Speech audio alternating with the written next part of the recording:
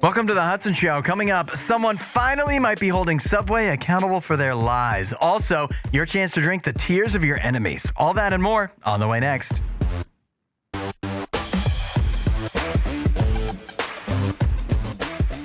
It is the Hudson Show from RadioU. In the UK, Dr. Pepper Man has gone viral. No, he is not the lamest superhero you've ever heard of. It is just a regular 42-year-old guy who for the past 10 years has been hopelessly addicted to Dr. Pepper. So addicted, in fact, that over the course of the last 10 years, he spent nearly $40,000 on Dr. Pepper, he would estimate. You break that down, that's about $4,000 a year. You break that down, that's over $10 a day. Nowadays, that's one 12-pack of Dr. Pepper per day. And obviously, the prices of Dr. Pepper has gone up over the past few years. So he was drinking at least a 12-pack of Dr. Pepper per day. That has had its effects. His dentist says that the level of acid erosion on his teeth was similar to what you'd expect in a 70-year-old. Again, this guy, 42 years old. But the good news is that he's managed to recently kick the addiction. He's gone from drinking over a 12-pack of Dr. Pepper a day to completely stopping and only drinking water. Since he stopped, I don't know how long ago, it was recently, he's already lost 14 pounds. And the way that he was able to kick his addiction, believe it or not, this is crazy. It was just a simple 2-hour Zoom hypnotherapist session. And since then, he has been off the stuff, been off the Dr. Pepper 100%. So that is actually good news for him and for each of us. This is the kind of thing, in a way, that keeps me up at night, thinking that each of us have something like this, where it's like, well, just one Dr. Pepper isn't so bad, right? And you tell yourself that every single time you do it, but then when you total it all up over a few years, those one Dr. Peppers that in his case he was having 12 a day, totals up to you having the teeth of a 70-year-old when you're 42. And your teeth, there's nothing you can do about that. His teeth, unless he gets veneers, man, those teeth are just going to be 70-year-old teeth until he's gone. So for each of us, what is our thing where it's just like, it's not a big deal. I do this one thing because I like it. I know it's not the best, but I like it. And then you do it over and over and again. And when you're 42, you're going to look back and go, man, I wish I didn't do that for the last 30 years of my life. I don't know what that is for me. So that makes it even more scary. It's the Hudson Show. Producer Allie is here. I was going to talk to you. I'm concerned about you.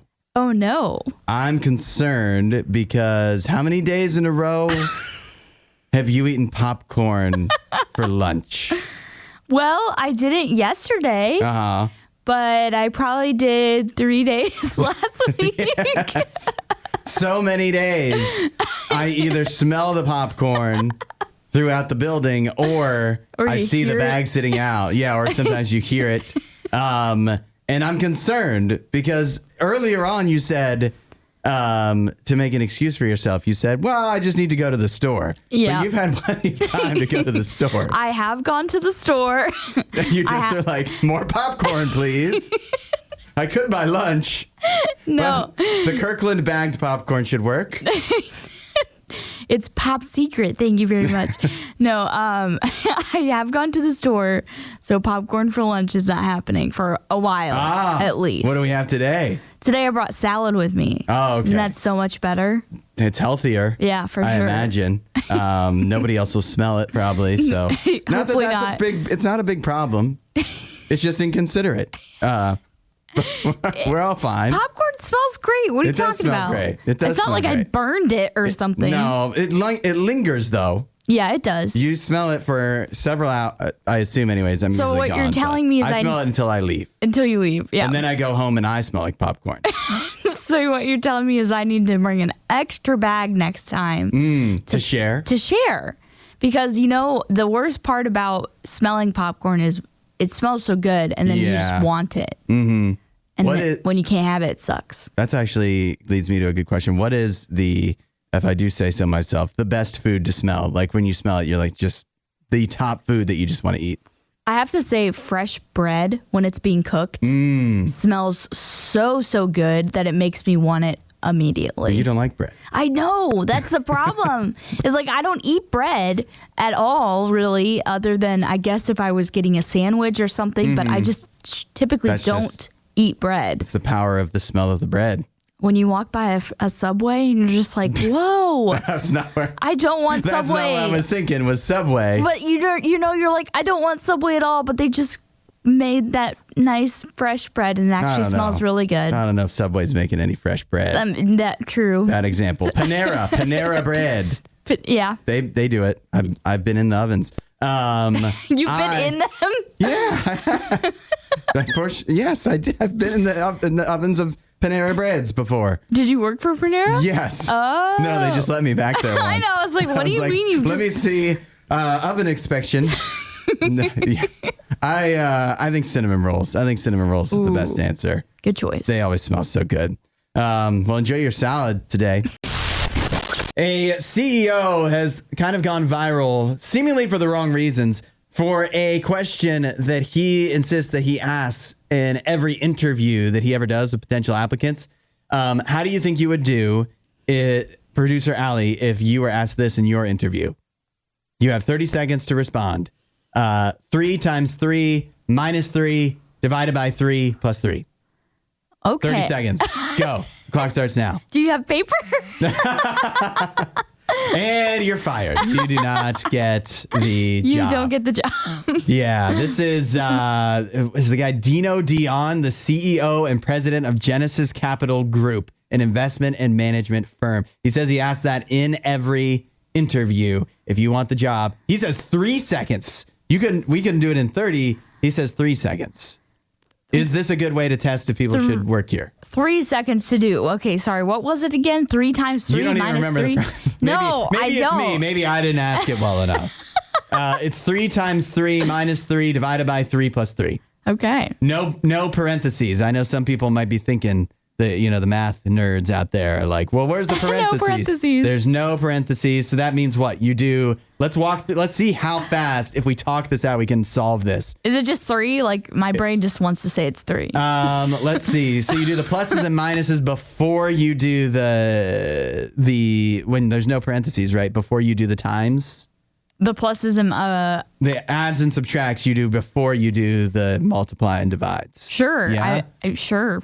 So 3 minus 3, that's 0. So that means 3 times 0 divided by 0. But then it's 3 plus 3, which is 6. So it's 3 divided by 0. No, 3 times 0 divided by, it must be 0. Maybe it is 0. I think but I don't know. But I don't know. Is it for a capital group, an investment management firm? Is that a good test to know? I mean, maybe they want to see how good you are at, doing math on the fly. Like, I'm not very good at doing math just like in my head. I have to, write things out. But I would fail that test immediately. In the chat, people are saying either 5 or 11. So, whoa, we were way off. Brian, I remember this. PEMDAS. PEMDAS, yeah. Which definitely stands for something of how you do. Eric says multiplication and division before the addition. So I was all backwards. So we do it that way. 3 times 3 first. So that's 9. Minus 3, but you wait to do that. So it's 9. This is great. This is great radio. I think we're not getting the job. I think we need to stay with our current job. I just feel that this you can't argue with results, right? He's a president and CEO of a big investment firm, so he must know what he's doing. You can't argue with that. But to me, it feels like a good way, if you ask this in every interview and people who don't get the job, to wind up. So wait, we need to find out what the actual answer is, because people are saying 3, people are saying 11. What is it? I want to actually know. Let's see if you just Google it. Does Google know, or can we ask ChatGPT? Do we trust that? This. I'm Googling it. Google says simplify by making it x to the power of 3 plus 2. That's still, I don't understand what that means either. Well, just tell me what it is. Do the math for us, ChatGPT. Where do I just find the equals button on Google? Hold on. My equals. cousin's an accountant. Surely she has figured this out by now. Well, we're at 4 minutes. And we're no closer to solving this than we were when we started. I've got ChatGPT. Let me, can I paste it? Why didn't we do this? Why didn't we do this beforehand? This shows why we don't. We're gonna get fired good from this right job. now. ChatGPT says, okay, it's doing it. It still says x to the power of 3 plus 2, which is 11. So I guess people were right. Okay. 11 it is. Anyways, I just feel like this is a good, this is just a good way to get a whole company full of Rain Mans. And I don't know if that's good or not in investment. Yep, I don't know. But we're definitely not those people.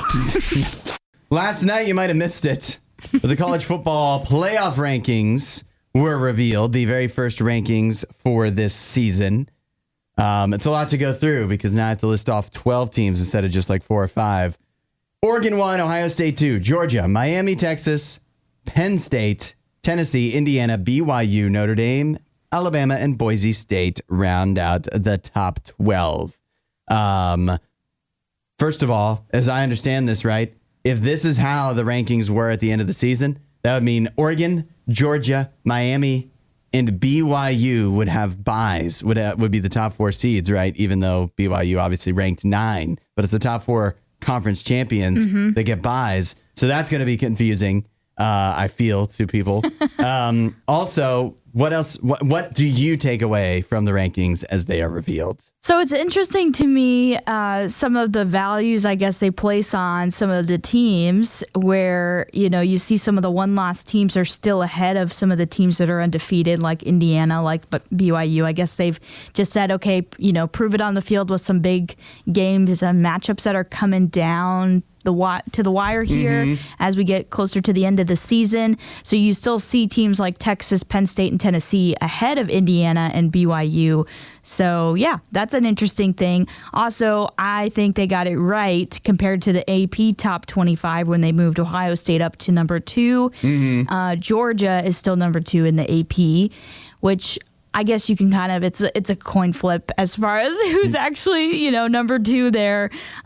They both have 1 loss, Ohio State and Georgia. But obviously Ohio State coming off a pretty big win against Penn State last. Yeah, I do feel every time these rankings come out, I'm just looking at how they are setting it up to screw the smaller brands like Indiana. In what world should Indiana be ranked behind Penn State? I think they should be number 5 right now. Yeah. How can they not be? What is your I mean, they look so good. I was watching other things, so I didn't see if there was like an interview with the commissioner. Whatever. But what is your justification? You have Miami 4, okay, because they're undefeated in a major conference. But then you have Indiana 8. And it's like, oh, who's Indiana beaten? Who's Miami beaten? They haven't played anybody either. And who is Penn State beaten? And they've lost. Right. So I don't understand it. I feel like Tennessee should be ahead of Penn State too, but that'll work itself out. SMU should be feeling pretty bad right now. They're on the outside looking in. And what's interesting, and I kind of thought this already, but with like Kansas State and Iowa State losing last week and the way the rankings are this week, if BYU doesn't win the Big 12 and go undefeated, Boise State has actually got a real shot to be that 4th bye, and that would be interesting and nice for them. Yeah. That might be the committee's one little nice way of extending a little olive branch to the smaller brands that aren't the big TV names that they are going to find a way. And like yes, Alabama beat Georgia. Are they really the 11th best team in the country? They have 2 losses. Or the 11th most deserving either. Right. They have 2 losses. And lower down on the rankings, I think they also kind of just show you how much they value brand over, wins, because they have a bunch of 2-loss teams that are kind of just all just pocketed right there in the, 14 through 16 part of the rankings. And they just put them ahead of a bunch of other 1-loss teams and an undefeated team in Army. So they're showing you that they want the brands. Who's really got to be feeling bad is Army. Poor Army. 8-0. They're still 25th in the rankings. But hey, I still think they stand a shot if they beat Notre Dame and everybody else they play. There's a new report out that says that the median age of a first-time homebuyer in the United States has risen all the way up to 38. Wow. I can't wait till I'm 38. I can finally buy a house. That's been my dream. When I was a little child, I was like, when I'm 38, I'm buying a home. Also, that's the first-time home buyer. But in the previous, like the last time they did this study, it was 35 years old. So it's skyrocketed. Mm-hmm. They also found that the average U.S. home buyer has gone up even more. In 2023, the average home buyer was 49 years old. Now it's 56. That feels not great, especially when you compare it to the 80s when first-time home buyers were in their late 20s and repeat buyers were in their mid to late 30s. By the time you're in your 30s, now you're still not buying a house until you're in your late 30s. In the 80s, you had already bought multiple houses. Yeah, you're getting to your second home, your bigger house probably, moving out of your starter, getting your family going. And right. all. Yeah, it's obviously very different now. Yeah, things have changed. So what is it, Allie? Is it that it's gotten harder to buy a house? Or have we gotten worse with money? Or do we just not care about houses anymore? And there's other things that are better. I guess I'm the one who's supposed to diagnose the whole situation figure here. This out. I think there's probably multiple factors. I mean, I'm a person who is, in my 20s, and there's no way that I would be able to go and afford to buy a home currently. Mm-hmm. And so, nobody wants to give you a mortgage. Yeah, no one wants to give me a shot here. At least not. I wouldn't be able to buy a house that I would actually want to have. Yeah. Sure, I could buy a fixer-upper, but do I want to go fix something up? Mm-hmm. No, I do not. No. So, I think there's multiple factors that are probably playing into this for sure, and the economy and interest rates and all of that is a huge problem. Student loans are a huge problem. Mm-hmm. So it's just overall there's a big mixing pot of reasons why this is just not a great time for young people to buy homes. Way to avoid actually answering the question. It's because we're worse with money. In the 80s, people were better with it. I assume. I don't know. I'm just picking one. Maybe. I don't know if that's actually why we're not. I don't either. It's the Hudson Show on RadioU, 8772 RadioU. It is Would You Rather Wednesday, and thanks to Dallas for coming up with this one. Would you rather eat only green food for an entire month, or eat whatever you want, but you have to wear a broccoli costume for an entire month? Many good answers coming in here. Taylor just said, heck, I'd rather wear the broccoli costume for free regardless of what I have to eat. I don't know if that's because Taylor likes broccoli costumes or hates green food. I think she's just a big fan of the broccoli. I guess so. Jeff says, gotta eat the greens because from a practical standpoint, I couldn't even do my job in a broccoli costume. Yeah. I don't know what Jeff does, but I guess that would get in the way of, what kind of jobs would that get in the way of? Almost any. It's quite restricting. Yeah, I guess so. We heard from Regina, who says she's taking the broccoli costume because it's hard enough. She's trying to just eat healthy straight up right now. And that's hard enough. There's already so many foods she's missing. Forget about trying to make everything green. That restricts your diet even more. So broccoli costume it is. Yeah. What are you choosing? I think I would go with the broccoli costume as well. I could survive in a broccoli costume for a month. I could make it work. I think for us, we could make it could be fun. You just make a Nene would be good at this. You just make a YouTube video. I'm about to spend an entire month in a broccoli costume, and then it's just a day in the life for a month, and you just post that out, and that would probably get like 1,000 views or something. So I think that it could definitely be worth it. By the way, Jeff says he's a plumber. Oh, okay. Yeah. That would get in the way. With all the stalks at the top of your head or whatever, the top of the tree of the broccoli, you wouldn't be able to like get under sinks and stuff like that. So. And also, if you want to see a reference for what we're talking about for this broccoli costume, we did post a picture of it up on our Hudson Show Facebook page. You can see it from Daddy Daycare. That's right. What a great bad movie. Yeah, I think it almost feels, except for Jeff, it feels fairly universal. We're taking the broccoli costume. That makes sense. That jives with the Hudson audience. We just eating healthy, not really for us. Yeah. Producer Allie is here wearing your Ohio State sweatshirt. Yep. As an Ohio State fan, if given the opportunity, would you drink the tears of Michigan fans? Ooh, tears are super salty, though. I don't know if I'd like that. Probably full of electrolytes, I think. Probably be very hydrating. Well, whether you're interested or not, it may very soon be a possibility. The only problem is you'd also have to drink Fireball while you drink the tears. No. Fireball whiskey is working on something they call Cryerball, where they are literally going to collect tears from teams that lose rivalry matchups and then mix them into their, cinnamon whiskey and offer people the chance to actually taste those. So they have coming up at some games, the Cowboys and Eagles game on November 10th, at the Packers and Bears game on November 17th, and then at the Auburn and Alabama game on November 30th. They are going to have Fireball tear collectors that are going to be outside the stadium, and when fans are leaving, they're going to be trying to get the tears of the losing team. So of the Cowboys, Bears, and Auburn, and they're going to be collecting their tears and then mixing them into Fireball that then the fans of supposedly the Eagles, for example, will be able to taste. I mean, I don't know if the fans will really be crying, though. Like, what fans really do cry? Yeah.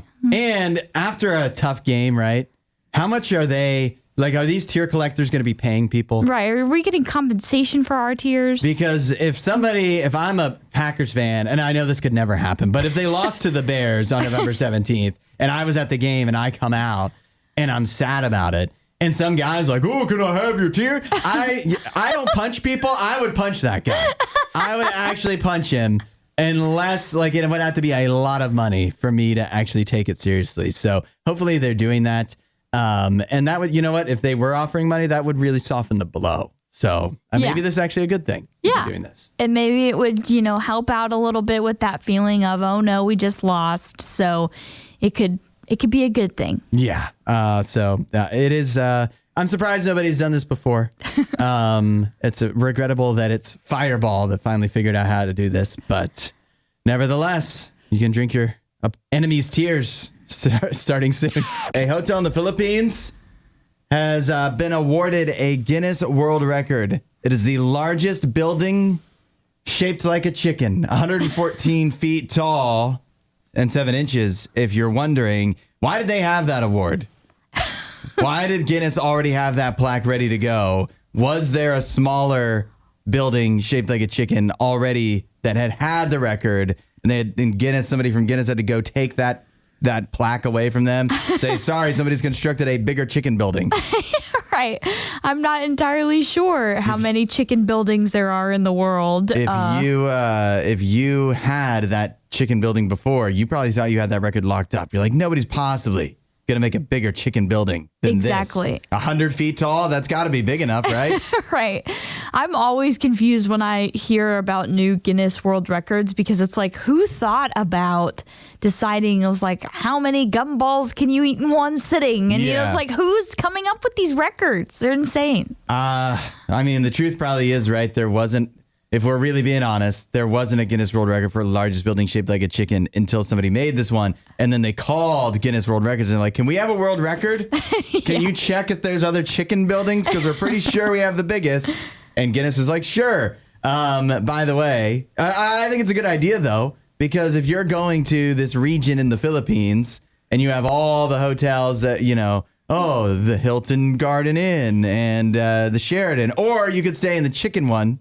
You probably are choosing the chicken one. Yeah. Just for TikTok, if nothing else. The only hotel where when they ask you light meat or dark meat, they're asking where you want your room to be, not what kind of chicken you want. I think it's fun. It looks fun. I'm glad they did it. Good for them.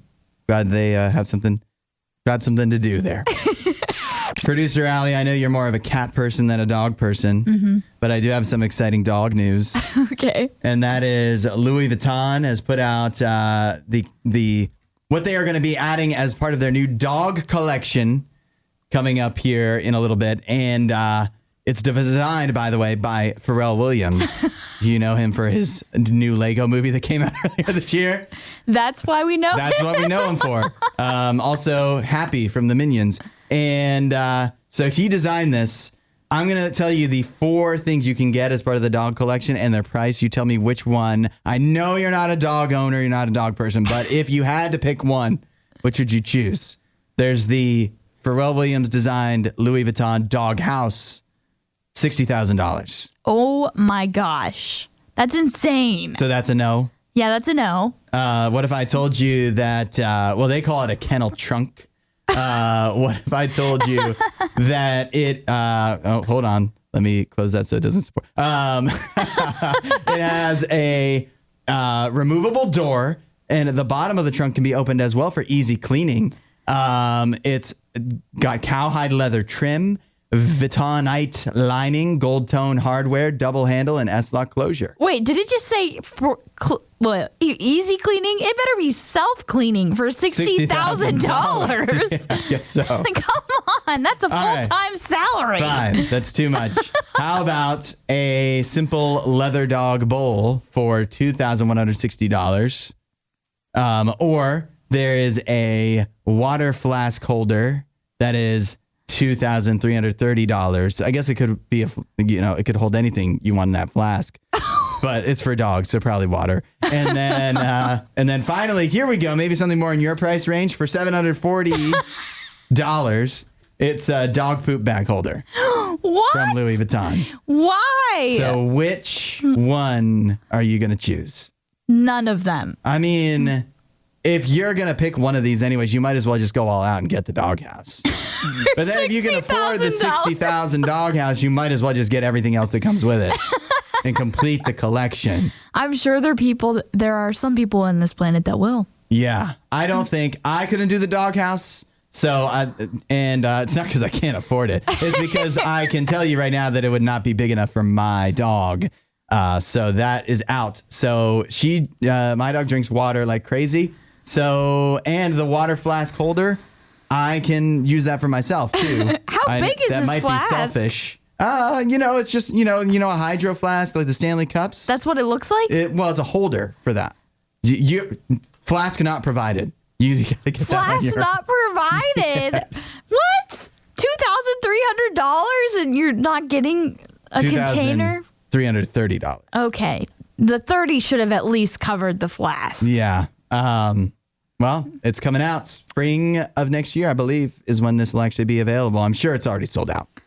High demand. Talking about the most memorable commercial jingles of all time. And it seems that many people are on the same page here. An overwhelming majority of people who have sent in something here to 8772 Radio U, the same thing. J.G. Wentworth. Mm-hmm. Would you like to sing it? Sure. I don't know if I should sing the opera one or not, or if I should just, which one should I do? Just do it. Just do it. Just whatever feels natural. All right. I can't do it now. I need cash now. Call J.G. Wentworth. 877 cash now.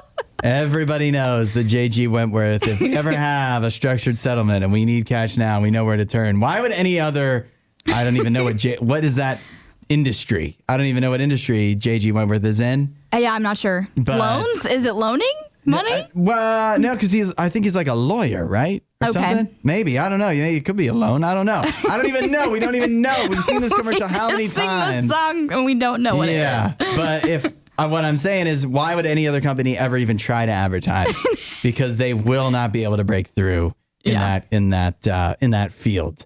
Regina says, "Nationwide is on your side." I can sing that one. Go for it. Nationwide is on your side. But that's because she works there. So. Oh, I didn't see that part. Nene would love this. I know for some reason. This is, the weird things you know about people. I know Nene loves Zoo Pals.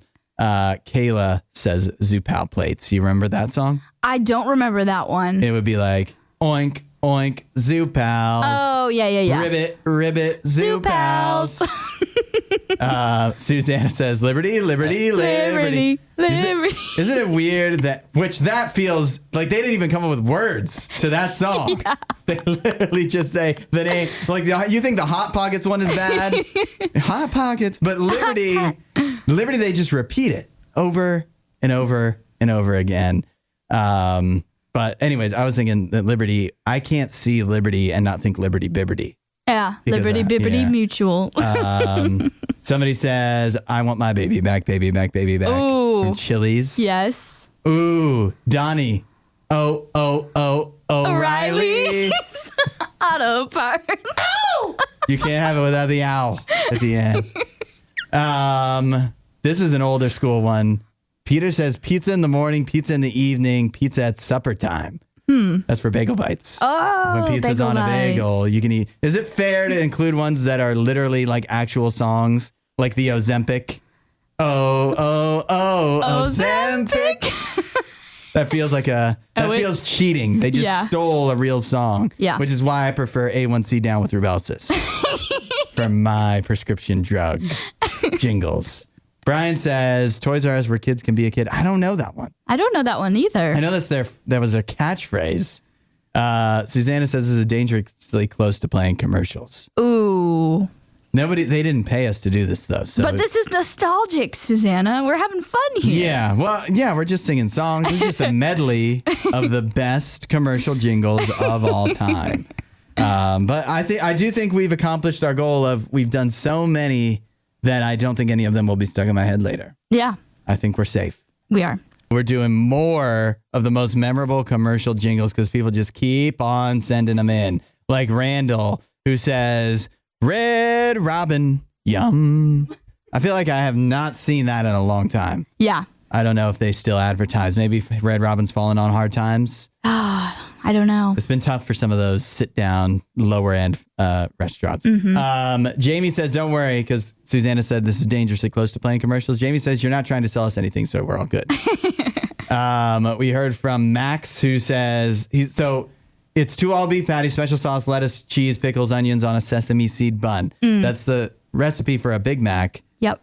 But is there apparently there's a song that goes with that? I think there was a song that went with that. I don't remember this, obviously, because I didn't grow up listening to that jingle specifically, but I do feel like I have heard this once or twice. D says, this is old. I had to look this up. I'm a Pepper. That's a Dr. Pepper commercial. Literally. I'm a Pepper. You're a Pepper. It's from the 70s, but we watched it once and now we have it memorized. So. Now we know it. Here we go. Eric says the best part of waking up, Folgers in your cup. Yeah. Folgers has some messed up commercials, by the way. Look up those online. You will be like, what the heck was Folgers thinking in like the 90s? Seen that in some YouTube compilations. I also thought of Safe Light Repair, Safe Light Replace. That I've used Safe Light before just because of that jingle. I was like, I need something replaced. Safe Light it is. Isaiah says Lucky Charms are magically delicious. Magically delicious. Yeah.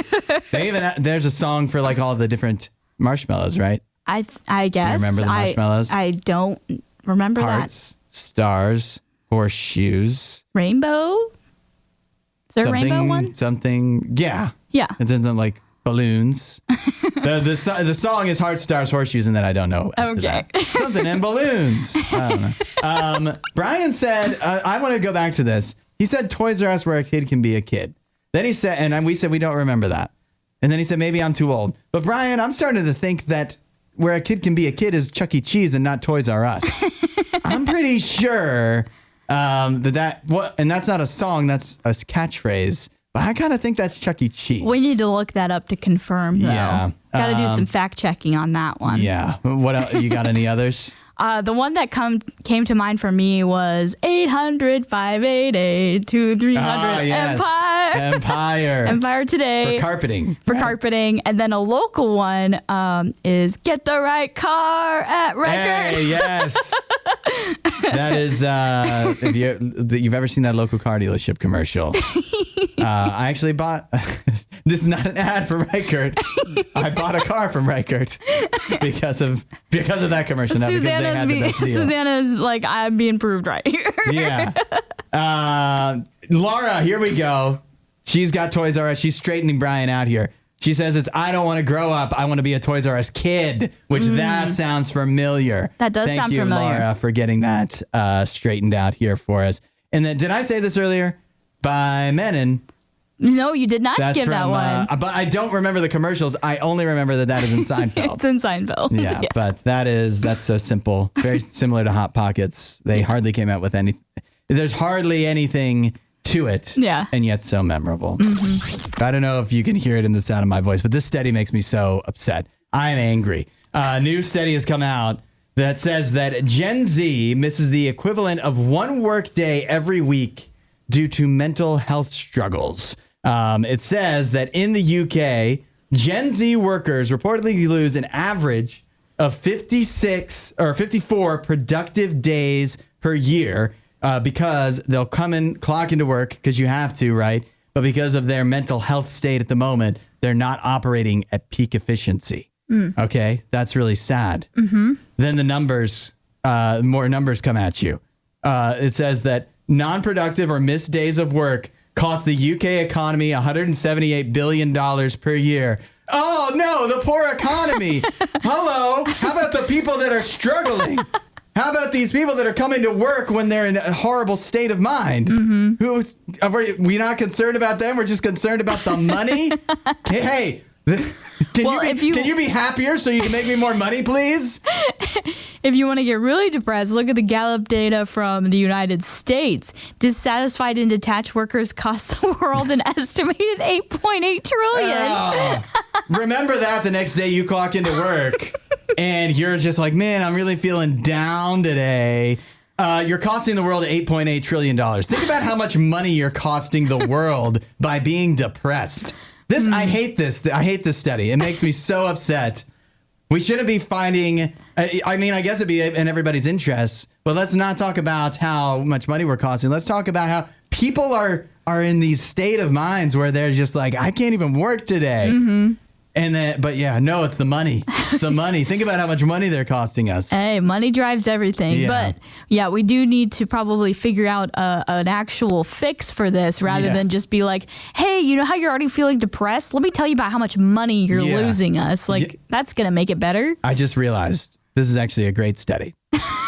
I've changed my mind. You changed your mind in 1 second? Yes, and I'll tell you why. Because let's say I'm having a bad mental health day. Mm-hmm.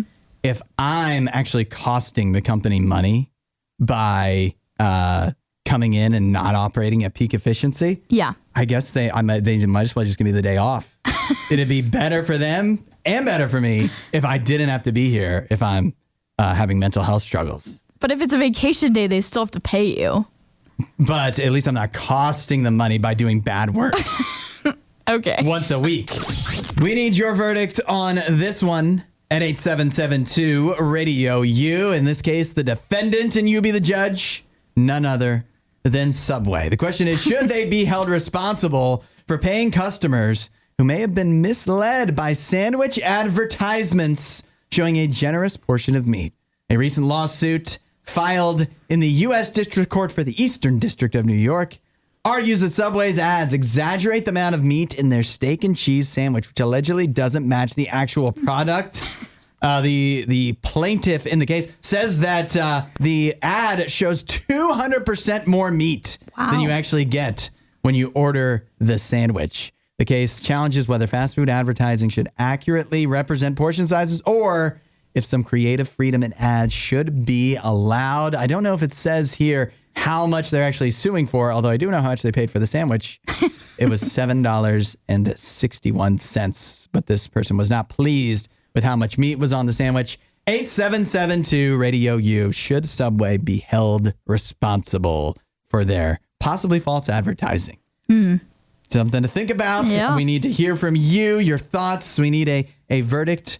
Regina says, it's well known that sandwiches look better and are blown up, but you can't show more ingredients that are actually on the sandwich. So hold Subway accountable.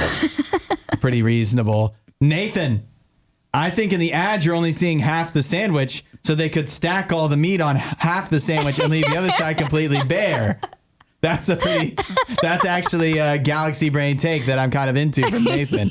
I think Subway should hire him as a lawyer. Randall says, yes, screw Subway. They are a scumbag of a company. I've heard that. I've heard that. I know that I don't know if this is still their business model, but Subway kind of rose to prominence. You know, there's just like a million locations. Yeah. By, I guess, allegedly, like false promises to franchisees, getting them to open up a million Subways and then changing things up on them after they, got them in the building, but then not having to worry much. D says, okay, does anyone actually think that fast food is going to look like the advertisement? It never looks as good. Yep. But should they be held accountable for their advertising that should give it to you? I think she's saying, here's what Dee's response makes me think.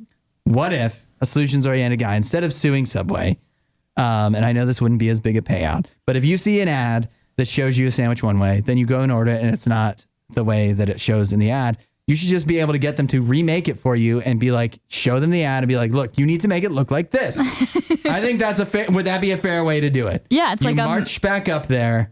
It's like when you shows someone at a store, like, hey, I found this price at this other store, match the price. Yeah. That's just match like your own advertisement. That's all I'm asking. Right. Or like when you take a picture of a haircut to a barber and you're like, make my hair look like this. Yeah. Make my sandwich look like this, please. Derek says, overpromising and under-delivering is always a bad look, especially for food. So Subway should be held accountable or should just have refunded this person initially in the first place.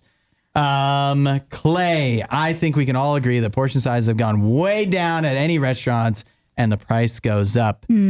Clay says all are guilty. That's been a conspiracy theory for sure, especially this year. I've seen a lot of that type of stuff where it's like portion sizes are down, inflation is causing problems. Yeah. So I think I buy into that for sure. Lindsay has a lot to say, so we'll give Lindsay the floor. Subway needs to pay for the pain and suffering they have caused these poor individuals who just wanted a median delicious sub only to be disappointed by the actual food they received. I feel like food commercials and advertisements have no business being that appetizing, but if we truly held them accountable for that, then we would hold Burger King responsible for lying about the flame-grilled food that they stamp grill marks onto. The thing is, they won't be, but they should be made to pay. Made to Lindsay, pay. not please. I think Burger King has been sued for that, too. About the grill I think they have. Thing. My last point is, how is Subway, honestly, I mean this, how are they in business at this point? I don't know. Who likes Subway? And I feel like they get sued once a month by somebody. Their legal department's heads have to be spinning. I don't know how they can manage all of these lawsuits. I don't understand how they're in business. And when people love Jersey Mike's and Jimmy John's and all these other places so much, what is Subway still doing around? Yeah. Guilty. Producer Allie, one of the things that many people might not know about you, but that I do in the short time we've known each other, is that you're a big pickleball player. Yeah. You have a pickleball addiction.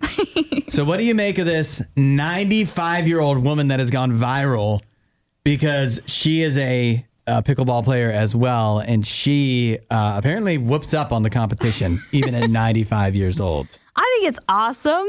I know that the sport is one that draws a lot of older players that like to, socialize while also staying active. Pickleball kind of has that aspect to it. And I love that pickleball gives you the opportunity to put in as much effort as you would like. So you don't really need to be someone that's going all out all the time. So it's a sport that's open to anyone, which I love. So I think this is awesome, but I have to say, when I read this article, it kind of reminded me of like the diss that we all used like in middle school, like on the playground, where we'd be like, you're so slow, my grandma can outrun you. Yeah. It's like, how would you feel if someone's great-great-grandmother can beat you in pickleball? That wouldn't actually necessarily be an insult if it was coming from her great-grandkids. Right. Let me ask you this, as a pickleball player.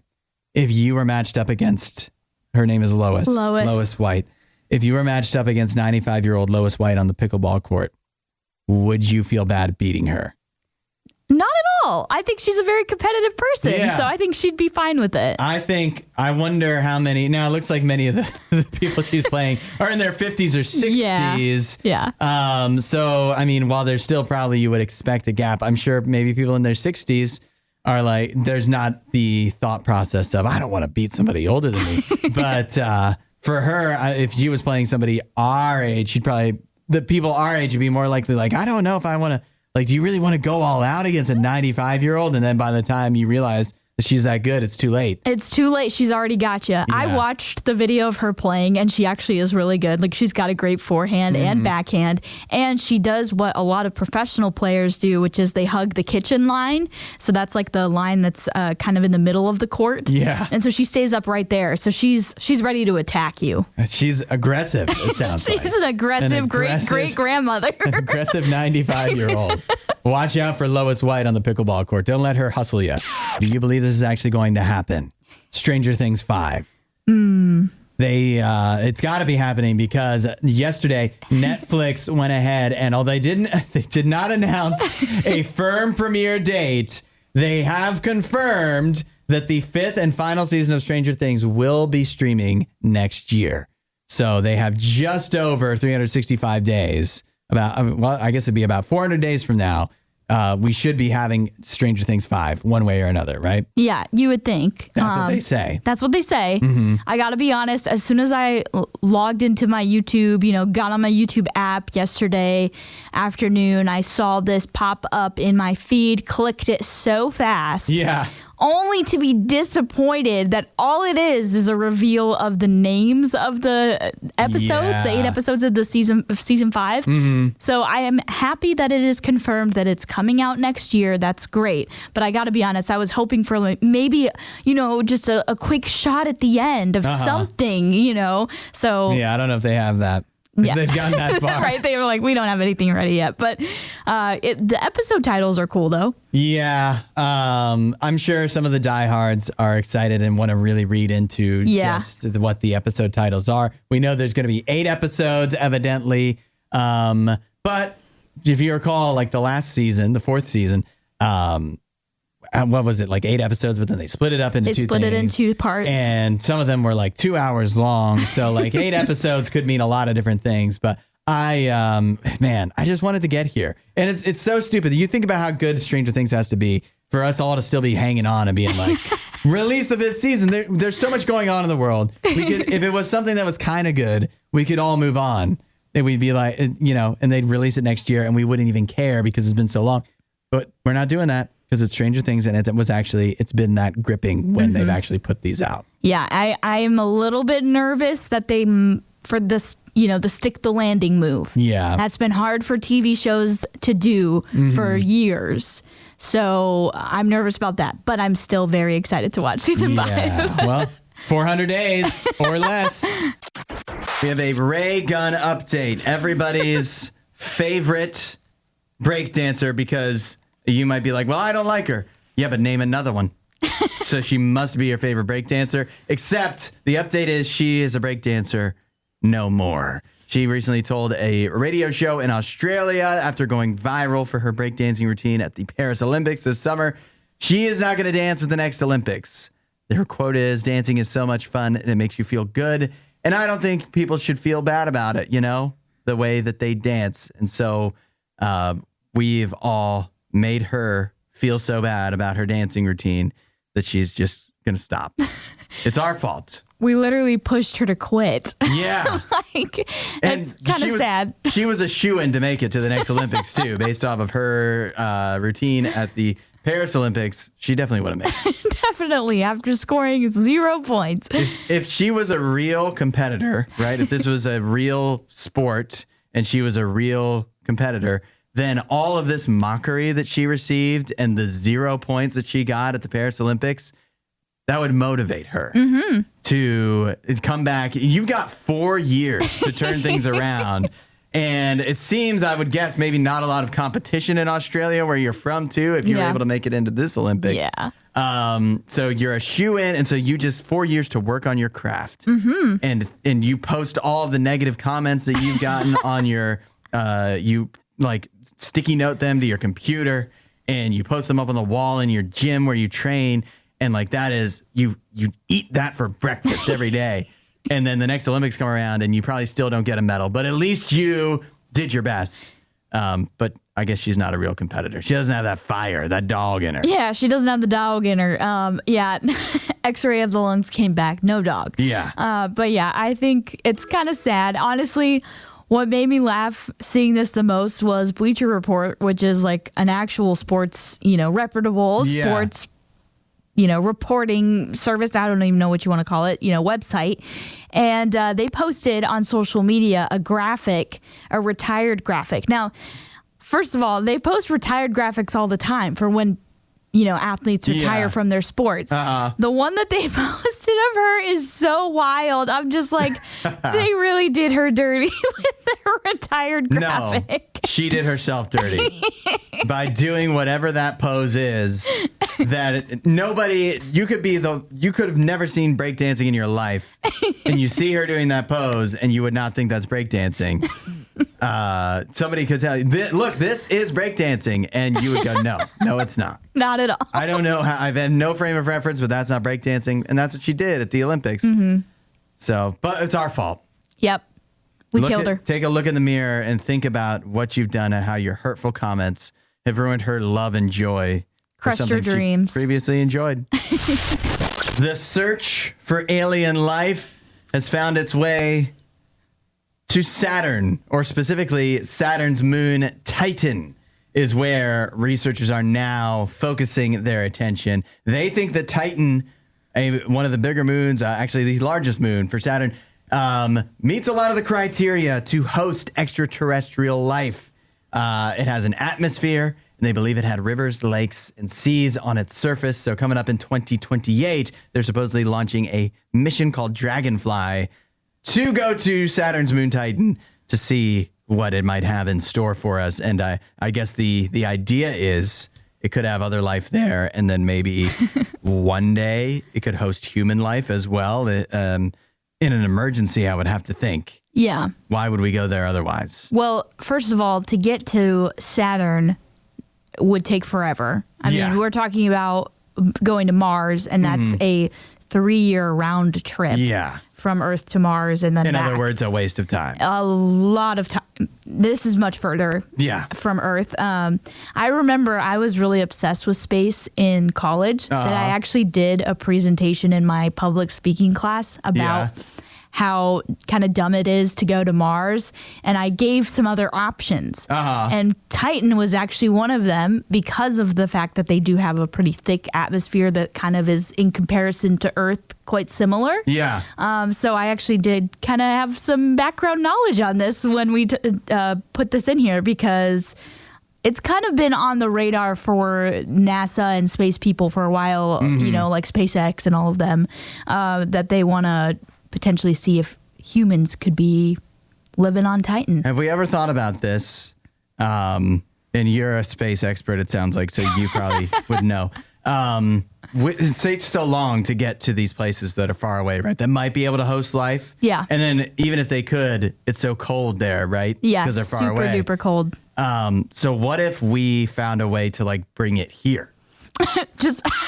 Just take Titan out of Saturn's orbit. Put it in, like drag it so that it would be in the same orbit that Earth. I mean, I know how the orbits work.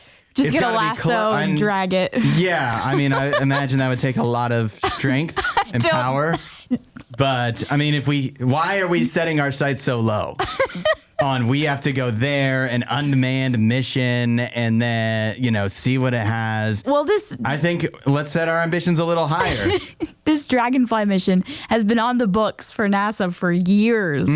So the fact that they've already set that they're going to try and do this in July of 2028 is kind of hysterical to me. Yeah. Because I just don't buy it. They want to send something that can literally drill into the ice to try and get into what they think might be water below, like an ocean below, and find if there's any type of bacteria living there or anything. And they're not anywhere closer to making that happen, to have some type of remote controlled device that can do that. So, this is going to be one of those things where it's like, it's on the shelf, we're going to do it. And then it's like, it's never happening. In other words, too, let's say this does happen in 2028. How would that materially affect our lives? Not at all. We will die, and they'll be like, we went to Saturn's moon once, and like, it wouldn't change anything. Yeah, because how are they going to bring any of that stuff back? If we're going to spend all this money into, I'm saying, set our sights higher, make it worth the while.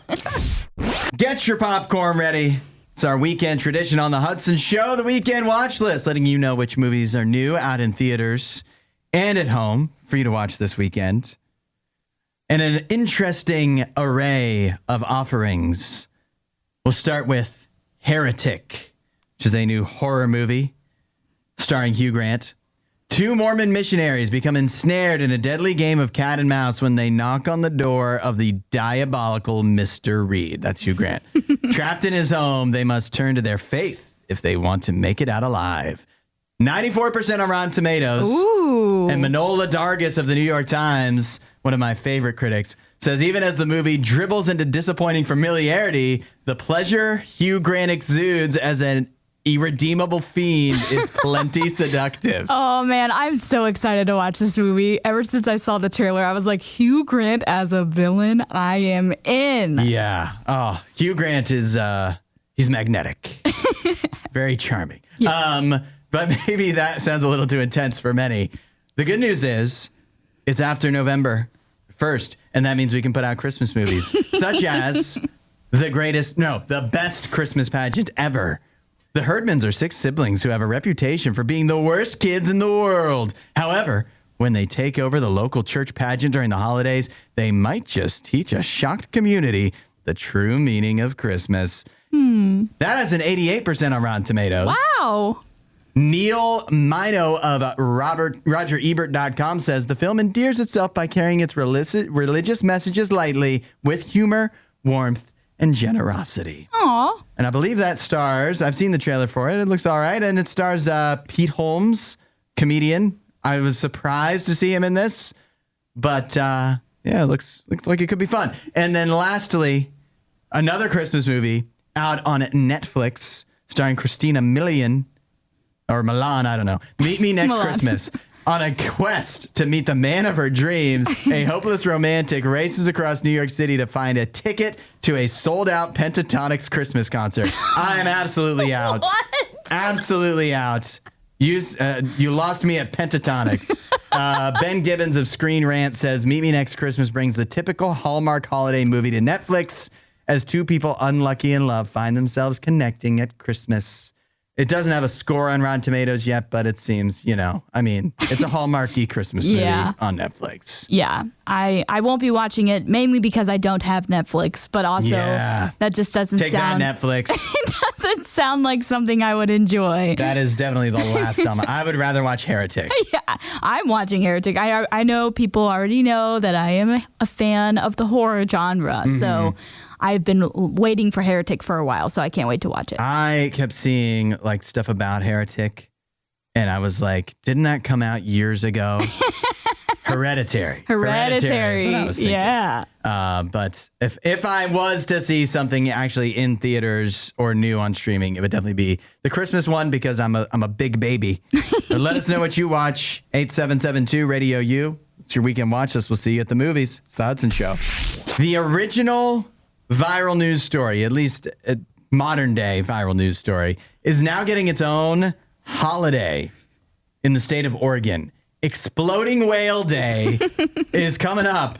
It will be officially celebrated on November 12th. What is that, Tuesday? Yeah. Tuesday, November 12th will mark 44 years since the town of Florence, Oregon, literally blew up a giant beached whale, which actually was a terrible, terrible thing to do. It was a bad idea. Yeah. And that, of course, because of the hilarity of the story, it went viral, and Oregon doesn't have a lot to celebrate, I suppose. And so they found this. They decided 44 years later, let's make a day out of it. And Exploding Whale Day is now a thing. It's not only a day, it's now also a month for the Exploding Whale Memorial Park. They have a park for this whale. Well, that makes sense, right? If I was going to Oregon, one of the top things I would do is want to swing by the Exploding Whale Park. What do you think you're going to see? Exploding whale parts? It's been 44 years. No, yeah, but like a monument probably to whatever. Did they name the whale? I don't think After so. they blew it up? At least I didn't see a name in this article, so I don't know. Yeah, so the story, for anybody who doesn't know, right, is that this whale washed up on shore. The whale was already dead. Yeah. But whales are so huge that the idea of trying to get it, like move it anywhere, very difficult. And so they thought it was just simpler. It was a simpler time, 44 years earlier, where they were like, well, why don't we just try blowing it up? And 45-foot sperm whale. We're just going to blow it up. So they loaded it up with, I don't know what kind of explosive they used, but they loaded it up and then exploded. And then there's whale steak and blubber falling all, like crushing cars throughout the town, like for miles around, whale parts falling everywhere. They say in this article that this demolition crew used a half-ton of dynamite. Why did they use that much? I'm no expert, but that feels like a lot. That feels like a lot. I don't know why. Like, I'm the kind of guy, I know the whale probably like stunk and whatever, but it's a project for you. And so what I would do is I'd be like, hey guys, let's just like cut a little piece off every day and get rid of it. Or just not even why don't we just throw it into the ocean? We just cut off a little piece. And you know what? Teamwork. If we do this all real quickly, that's food for the fishes, and we just throw them all in. And like it will take a while, but they were like, no, let's just get it done quick and dirty. And it became very dirty. Very, very dirty. Can you imagine walking to work that day? You're getting out of your car. It's just a regular Tuesday. And suddenly it starts raining whale. Yeah. Like, what? You're sitting in a Panera Bread at your lunch break. And you're looking out the window. My car! But at least it's a holiday 44 years later. It's been 44 years too long, in my opinion. It is the Hudson Show on RadioU, 8772 RadioU. We have a unique situation here on the Hudson Show. This is one of the most unique things we've ever done. We have a friend of the show, Sheena, a relationship coach, a relationship expert. And we've had her on the show before, but this is by sheer coincidence. Sheena happens to know Alex from Silent Planet, the drummer from Silent Planet. And so we now have Sheena, our relationship expert, and Alex from Silent Planet, both joining us today. Good morning. How are you guys doing? I'm doing well. Thanks for having me. Just gloomy, rainy day in Nashville. Gonna play a good show. So, hanging out. Yeah. Doing laundry in the background, honestly. Taking a break from laundry to hang out with the Hudson Show. So we know Sheena here. She's been on the Hudson Show before. But explain, you guys, what you can about how you actually happen to know each other. Sheena? So, yeah, this is a great story. So, I discovered Silent Planet on RadioU. I remember hearing Native Blood for the first time and like, oh my goodness, I love this band. And I saw that they were playing a show in Toledo, Ohio back in 2015. And I went up there dressed head to toe in Silent Planet gear. And I'm walking to the venue from my car. And I see Tommy, the old guitarist, and he just has his arms wide open and says, come here. And I'm like, of course I'm giving this man a hug. And he embraces me and he says, I've never seen a fan dress head to toe in our gear before. Like, this is amazing. And I'm like, I love you guys. And so then I met their roadie, Jace, and then all the other band members. And I just really got to talking with them, and I kept going to shows, and then I started kind of low-key touring with them when they'd be in the Midwest and helping with their merch. And Yeah, so I just got to build a relationship with the entire band, but me and Alex in particular just really bonded. And all these years later, we still Snapchat most days, and Wow. we share So a homies. lot about exactly. And, naturally in my position, we talk a lot about relationships. So, I told him about the shows that I've done on Radio U and how fun it would be to kind of bring some of our conversations that are in between us onto Radio U, as I feel like they're very pertinent. Yeah, no, this is a unique opportunity. I don't know how many shows get to do like relationship talk with band members, but I think there's a lot that can be learned from, just a peek into the life of being in a band like Silent Planet, but also some stuff that we can probably learn too, even if we aren't living our lives out on the road for a lot of it, like you, Alex. So let me ask you this first. Would you say being in a band and being out on the road prepares you for being in a healthy relationship? How can it help?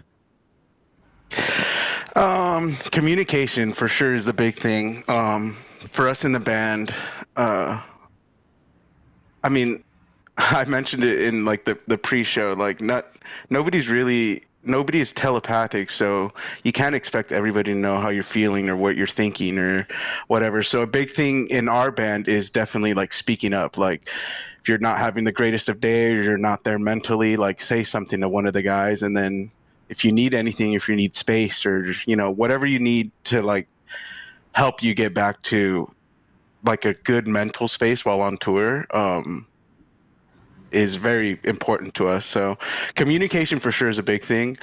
For me, I think like the spontaneity of touring, just because every day you don't really know what you're getting into. Yeah, right. Every day is kind of like a new adventure. So in that aspect, it's helped me to be kind of I'm the person in the group that's always like, I'm down for whatever. I'm down for whatever. So I feel like that kind of spontaneity, like I really am like, if there's a spontaneous adventure to be had, I'm super down. So I think communication and just being spontaneous and also being in a band on tour, at least we try and look out for each other as much as possible. So that definitely helps. Like you obviously want to look out for your partner when you're in a relationship. So I guess my bandmates are my boyfriends, so I get to look after them on the road. Now, what about, obviously, there's the obvious struggle of when you're out on tour, you're away from home, and, whether that's a partner or your family or whatever, like that's got to be tough. But outside of just like the obvious that you're away from them, not seeing them, what are the struggles that come with being out on tour and trying to make long distance relationships work for you? Yeah. For me, oh man, that sucks because when there's problems or something, for me, it's just the lack of like the being close to them.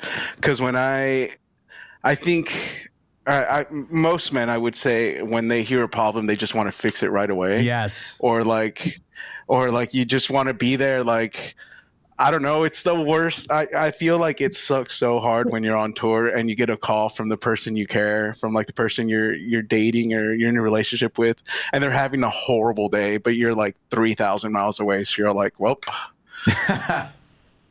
anything I can do to help, even though I'll send a cheesecake your way, Uber Eats a cheesecake to you. I don't know. Like, what can I do to help?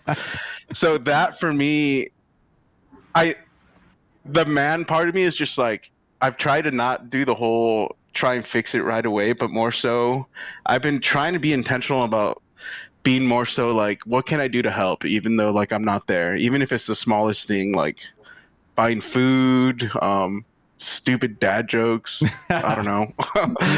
Like any little thing that could even potentially help even the slightest bit. I just want to be helpful. So that to me is very hard when you're on the road because or even in a long distance relationship, because you can't be a partner physically in person. And especially if like your love language is like physical touch or something. Like for me, like that's like a big thing for me to just reassure and I don't know, it's something as simple as like just a hand on her shoulder or like holding hands to me is like a big thing. So not having that because of long distance is definitely a struggle. And obviously being on the road, you have to sacrifice a lot of like special days, birthdays, graduations, the list goes on. So that kind of sucks too, for sure. Yeah, I guess that's trying to make sure you're like in constant contact to make them feel special on the day, even though you're not around, kind of vibe. Yeah.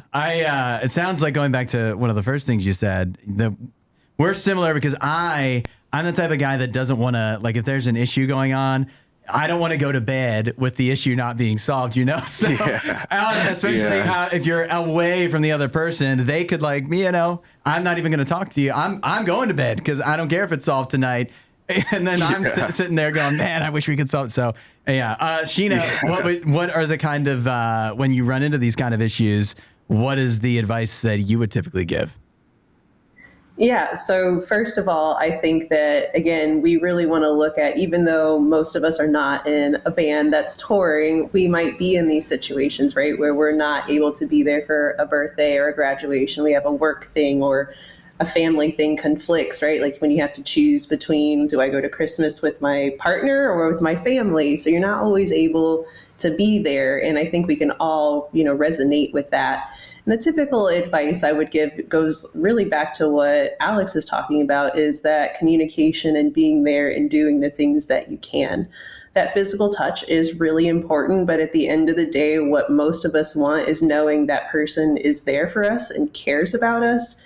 And really, our words and that emotional bond is going to do more than anything else that we can do. So being able to pick up the phone and schedule that time and be on time if there's something that's keeping us away from that partner, whether we've been dating them for a month or 4 years. A lot of us end up in those long distance situations, especially going through COVID or being on online dating. Sometimes we're not all in the same vicinity, or we just have crazy work schedules. So this is something that we can all relate to regardless of the distance, because most of us do have those crazy schedules that don't allow us to always be there for everything and to always be present. So really just kind of making that time, I think, makes a big difference, even if it is kind of scheduling that and then making sure that we're giving that the same importance as we would showing up for our job. Because a lot of us, don't do that in our relationships. Like, oh, they'll understand, but our job won't understand. So we make sure that we're there on time, right? But if we treat our relationship with that same importance, it makes a huge difference. Dang, that is so true. That's so true. Alex, I want to know how, more than just relationships, being out on the road too, like that's a totally different lifestyle that I imagine has to be difficult on your mental health. How do you support your mental health when you're out on tour? Oh man, it could be something as small as going to the gym. For me, I'm a huge nerd, so video games or Magic the Gathering. I can't believe I just said that in an interview.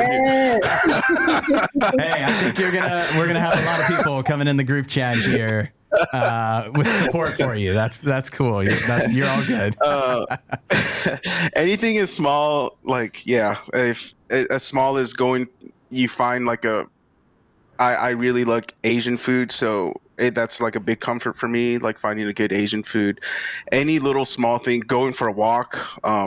We're lucky that we get to travel to a different city every day, but on the bad side, sometimes we don't really have. Sometimes the venue isn't really in an area that's worth exploring. Yes. So, yes, I totally get that. So, I mean, you have to kind of work with what you got. If you can't really explore to get yourself mentally prepared for the day, maybe you can find a gym. Maybe like I don't know. I bought a scooter last tour because I was like, you know what? I want to start going around and just exploring more. And it's been awesome. It's like a little motorized scooter, and it's the best thing in the world. Dang. Catch me scooting around. That actually sounds awesome.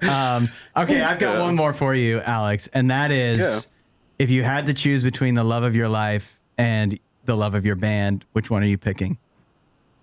Oh man, what if the love of my life is my band? Hey, that's all right. I think. No, go ahead. I don't know. That's a great question. I'm conflicted, man. You got me. No, I already know the answer. The love of your life wouldn't make you choose between them and the band. There you go. See, Yeah. you're dropping some truth bombs. It's 9:24 in the morning, and you're just dropping the knowledge on everyone right now.